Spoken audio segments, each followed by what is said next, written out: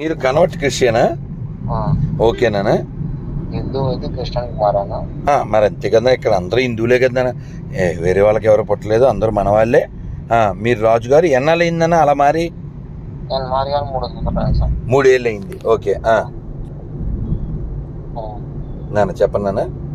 అదే సార్, నేను మారడానికి కారణం ఏంటంటే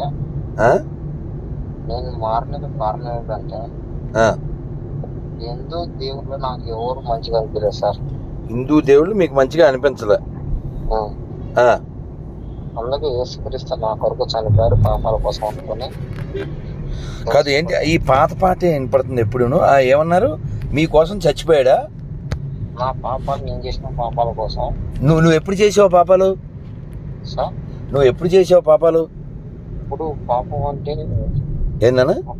ఇప్పుడు పాపం అంటే ఒక స్త్రీను తప్పించుకుంటడం పాపమే కదా సార్? మరి అలా పాపం చేయని వాళ్ళు బోలు మంది ఉన్నారు కదా. ఎవరున్నారు సార్? ఒక దేవుడు చెప్పాను సార్. రాముడికి పెళ్ళైంది కదా సార్. రాముడికి పెళ్ళైంది కదా సార్. అయింది. అది పాపమే కదా సార్? పెళ్ళి అవడం పాపమా? శరీరం వచ్చే కోరికలు ఉంటే పాపమే కదా సార్? అంటే ఇప్పుడు మీ అమ్మా నాన్న పాపిష్టోళ్ళా? నేను చెప్తాను, నేను పాపని, మా పాపని, మా పాపే. అందుకే సార్ బైబిల్ పనికిమాలింది.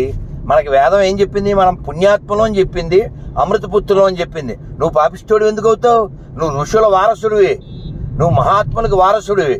బైబిల్ పనికిమాలింది, అందరినీ పనికిమాలిన వాళ్ళు అంటది. ఇప్పుడు ఉదాహరణకి నువ్వు ఉన్నావు, ఇప్పుడు నువ్వు బైబిల్ చదివావా? నాన్న నువ్వేం చదువుకున్నావు చెప్పు రాజు? డిగ్రీ చదివా కాబట్టి నా మాట విని, నీ వాట్సాప్ ఇదేనా? నేను ఇప్పుడు బైబిల్ని పనికిమాలిన అన్నాను, గుర్తుంది కదా? ఎందుకు అన్నానో నువ్వే నాకు ఫోన్ చేసి చెప్తావు.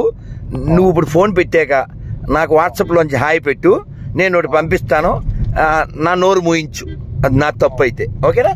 ఇప్పుడే నువ్వు నాకు వాట్సాప్లోకి వచ్చాయి, ఇప్పుడే వాట్సాప్లోకి వచ్చాయి.